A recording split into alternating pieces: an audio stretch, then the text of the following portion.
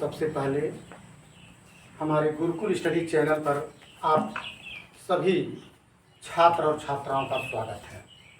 आज हम आप लोगों को विद्युत का चैप्टर पढ़ा रहे हैं। विद्युत मैंने प्रीवियस लेक्चर दे दिया है, विद्युत धारा और धारा घनत्व को हम बता दिए हैं। अब हम आप लोगों को विद्युत अपघटन के विषय में बताएंगे और फैराडे के नियम के विषय में बताएंगे। प्यारे विद्यार्थियों, इस चीज़ को आप लोगों को खूब सावधानी से भली भांति तैयार करना है। तो इसको तैयार करने के लिए विद्युत अपघटन,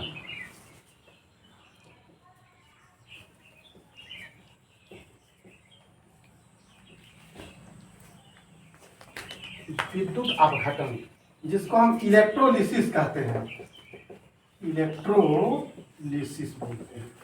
विद्युत अपघटन को क्या कहते हैं? इलेक्ट्रोलिसिस कहते हैं। विद्युत अपघटन की क्रिया जो होती है, विद्युत अपघटन का मतलब टूट जाना होता है।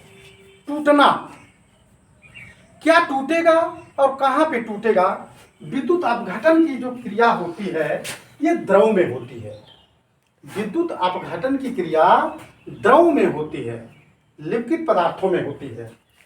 तो मान लीजिए विद्युत अपघटन करना है तो हम एक यू आकार का पात्र लेते हैं। इस यू आकार के पात्र में हम विद्युत अपघट्यों को डालते हैं।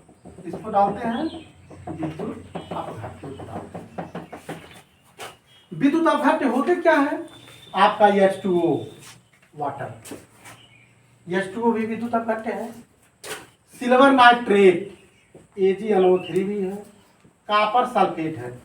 यानी कि वह यौगिक जो दो या दो से अधिक समान खंडों में समान आयनों के रूप में विभक्त हो जाता है, वो विद्युत अपघट्य के रूप में होता है। तो विद्युत अपघटन की जो क्रिया है, इसको जानने से पहले हम विद्युत अपघट्य जानेंगे। यानी जिन द्रवों का विद्युत अपघटन होता है उसे हम विद्युत अपघट्य कहते हैं। विद्युत अपघट्य, जिन द्रवों का विद्युत अपघटन होता है उसे हम विद्युत अपघट्य कहते हैं। जैसे वाटर है, पानी, सिल्वर नाइट्रेट है, कॉपर सल्फेट का विलयन है। तो सबसे पहली बात, विद्युत अपघट्य क्या है? जिन द्रवों का विद्युत अपघटन होता है, जो द्रव दो भागों में टूट जाते हैं, उसे हम क्या कहते हैं? विद्युत अपघटन कहते हैं। उसे विद्युत अपघट्य कहते हैं सर। तो अब इसमें आप लोग विद्युत अपघटन की परिभाषा, इलेक्ट्रोलिसिस की डिफिनीशन आप लोग देखिए। अम्लीय जल, अम्ल, लवण के विलयन जो होते हैं वो विद्युत के अच्छे चालन होते हैं। जब इससे विद्युत धारा प्रवाहित की जाती है तो ये दो या दो से अधिक भागों में विभक्त हो जाते हैं। कामा विद्युत धारा के इस रासायनिक प्रभाव को या इस क्रिया को हम विद्युत अपघटन कहते हैं। विद्युत अपघटन कहते हैं। अब विद्युत अपघट्य क्या होता है? विद्युत अपघट्य, इलेक्ट्रोलाइट, इलेक्ट्रोलाइट क्या होती है? विद्युत अपघटन। जिन द्रवों का विद्युत अपघटन होता है उसे हम क्या कहते हैं? विद्युत अपघट्य कहते हैं। जैसे H2O वाटर है, तो जब ये टूट जाता है तो क्या होता है? H आयन और OH आयन के रूप में कन्वर्ट हो जाता है। उसी प्रकार कॉपर सल्फेट का सॉल्यूशन है, कॉपर सल्फेट का विलयन है। जब ये टूट जाता है तो Cu पर डबल प्लस चार्ज और SO4 पर double minus charge. Silver nitrate है, AgNO3, ये जब टूटता है Ag पर प्लस चार्ज प्लस NO3 पे सिंगल चार्ज। तो जो विद्युत अपघट्य होते हैं वो तीन तरह के होते हैं। एक होता है अम्लीय जल। क्या होता है? अम्लीय जल। और एक होता है silver nitrate, AgNO3, silver nitrate का विलयन। और तीसरा होता है आपका कॉपर सल्फेट का विलयन होता है। और ये जो हम यू आकार का पात्र लिए हैं, ये जो यू आकार के पात्र में हम पानी रखे हैं, सिल्वर नाइट्रेट रखे हैं, कॉपर सल्फेट को हम रखे हैं, तो इसी बर्तन में विद्युत अपघटन की क्रिया सदा बर्तन में होती है। इसी बर्तन में विद्युत अपघटन की क्रिया होती है। इस बर्तन का नाम क्या है? वोल्टामीटर। इस बर्तन को हम बोलते हैं वोल्टामीटर। वोल्ट मीटर नहीं, वोल्टामीटर। वोल्ट मीटर से तो हम लोग विभवांतर नापते हैं, ये वोल्टामीटर है, उससे अलग होता है वोल्टामीटर। यानी जिस बर्तन में विद्युत अपघटन की क्रिया होती है उसे हम वोल्टामीटर कहते हैं। जो वोल्टामीटर होता है, वोल्टामीटर आपका 3 प्रकार का होता है। वोल्टामीटर 3 तरह का होता है। तो इतनी बात हमारी आप लोगों को समझ में आ रही है। विद्युत अपघट्य, विद्युत अपघटन, विद्युत अपघट्य और वोल्टामीटर। विद्युत अपघटन की क्रिया को जानने के लिए आप लोगों को 3 बातें जाननी होगी। विद्युत अपघट्य जानना होगा, वोल्टामीटर जानना होगा और विद्युत अपघटन जानना होगा। तो विद्युत अपघटन जो होता है ये विद्युत अपघट्यों का होता है, अर्थात द्रव पदार्थों का होता है। तो जो वोल्टामीटर होते हैं ये 3 प्रकार का होता है। नंबर 1 जल वोल्टामीटर।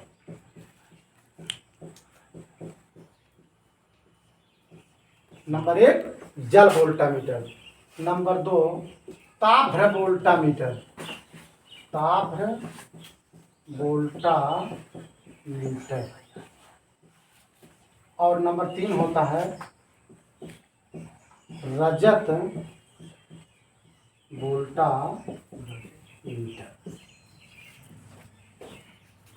जल वोल्टामीटर में विद्युत अपघट्य क्या होता है?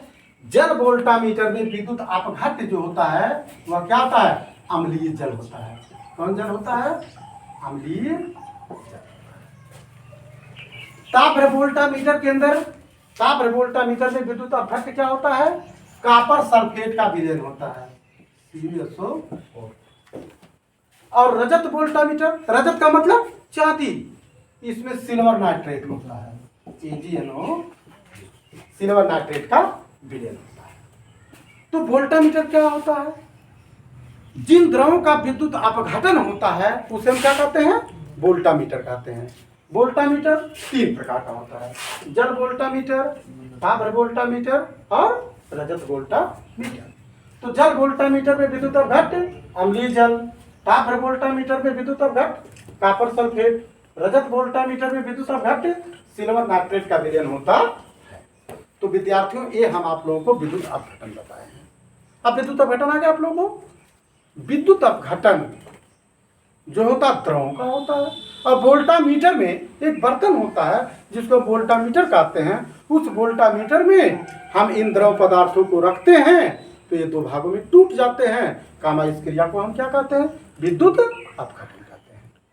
अब आप सभी लोगों को बिल्कुल बहुत आसानी से आ गया होगा। ये जो 3 चीज है, बहुत सारे विद्युत अपघट्य हैं, लेकिन ये जो हम विद्युत अपघट्य को लिए हैं इसको आप वोल्टामीटर में रखिए और उससे विद्युत धारा प्रवाहित कीजिए, तुरंत ये 2 भागों में टूट जाते हैं। 2 भागों में टूट जाते हैं, इस क्रिया को हम क्या कहते हैं? विद्युत अपघटन कहते हैं। ये आप लोगों को बिल्कुल याद होना चाहिए। 3 प्रकार का जो होता है, 3 प्रकार के द्रवों का विद्युत अपघटन खास करके आपके इंटरमीडिएट के सिलेबस में रखे गए हैं। जल वोल्टामीटर, ताप वोल्टामीटर, रजत वोल्टामीटर। जल वोल्टामीटर में विद्युत अपघट्य अम्लीय जल, ताप वोल्टामीटर में विद्युत अपघट्य कॉपर सल्फेट और रजत वोल्टामीटर में विद्युत अपघट्य सिल्वर नाइट्रेट का विलयन होता है। अब हम आप लोगों को इसी विद्युत अपघटन की क्रिया पर आधारित फैराडे के विद्युत अपघटन के नियम बताएंगे। ये सारी चीजें एग्जामिनेशन में आती हैं। आप लोग इस चीज को खूब आसानी से याद करने का काम करेंगे। फैराडे की विद्युत अपघटन संबंधी नियम। फैराडे की विद्युत अपघटन संबंधी नियम। फैराडेज लॉ, इसकी इंग्लिश होती है Faraday's law of electrolysis. Faraday ने विद्युत अपघटन संबंधी क्या नियम दिया, इस चीज को आप लोग देखिए, जानिए, समझिए। फैराडे ने विद्युत अपघटन संबंधी निम्नलिखित 2 नियम दिया। नंबर 1, प्रथम नियम।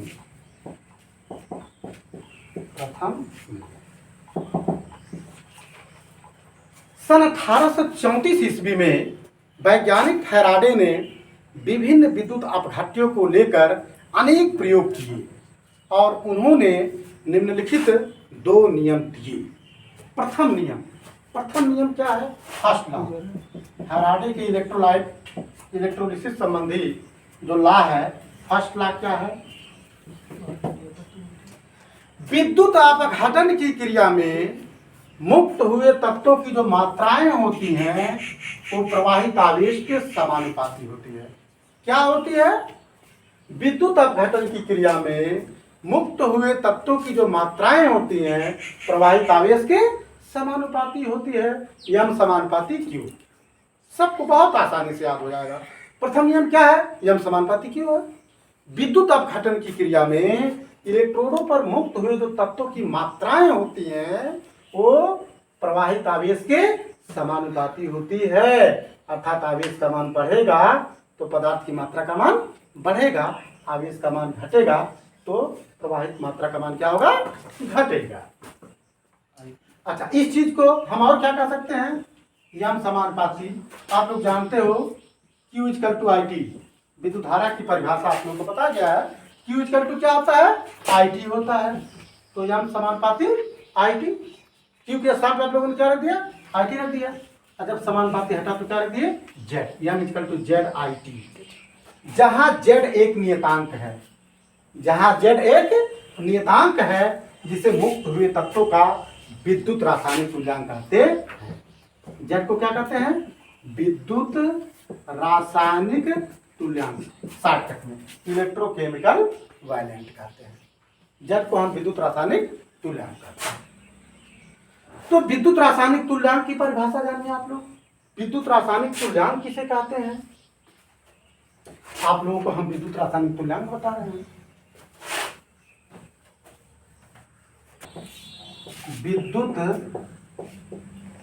रासायनिक तुल्यांक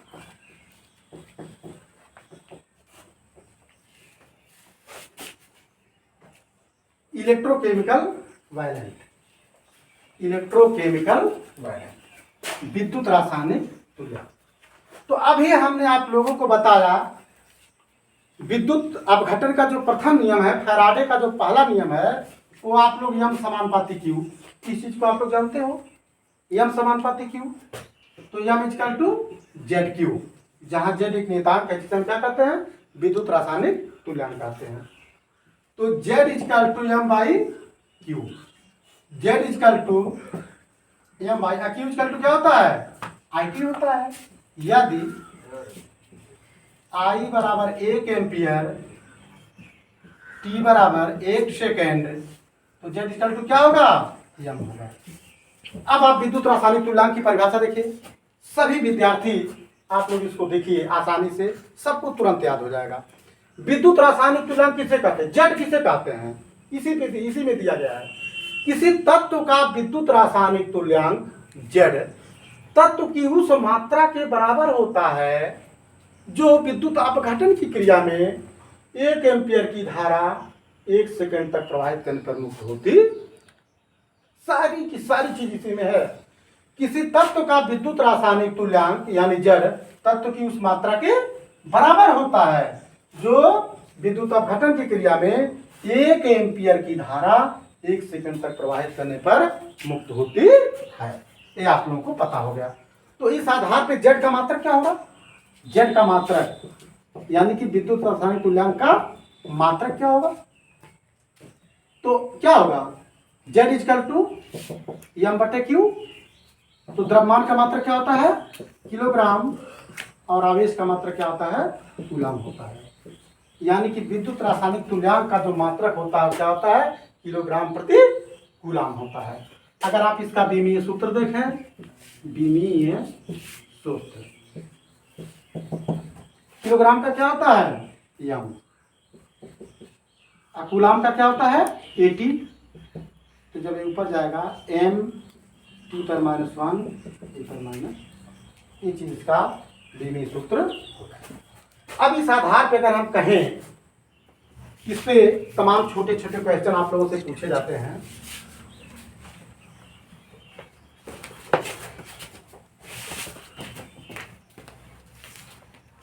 चांदी का विद्युत रासायनिक तुल्यांक, चांदी का विद्युत रासायनिक तुल्यांक 1.118 × 10⁻⁶ किलोग्राम प्रति कूलाम होता है। इस कथन का क्या अर्थ है? चांदी का विद्युत रासायनिक तुल्यांक, 1 नंबर में बोर्ड में पूछा जाता है हमेशा, चांदी का विद्युत रासायनिक तुल्यांक 1.118 × 10⁻⁶ किलोग्राम प्रति कूलाम होता है। इस कथन का क्या अर्थ? इस कथन का अर्थ यह है कि यदि रजत वोल्टामीटर में, यानी सिल्वर नाइट्रेट का जो घोल होता है, यदि रजत वोल्टामीटर में,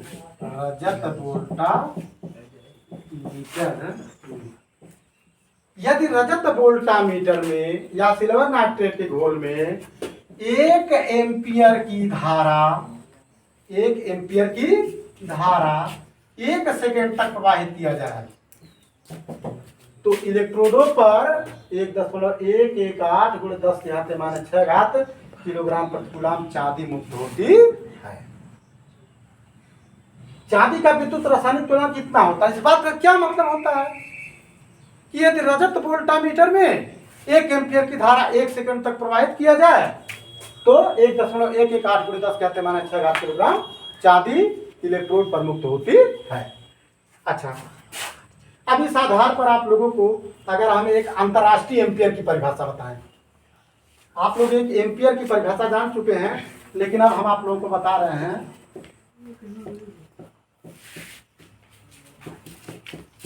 एक अंतरराष्ट्रीय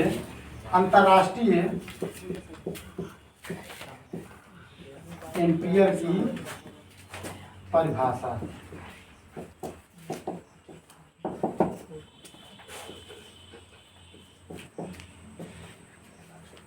एक अंतरराष्ट्रीय एम्पियर किसे कहते हैं? यदि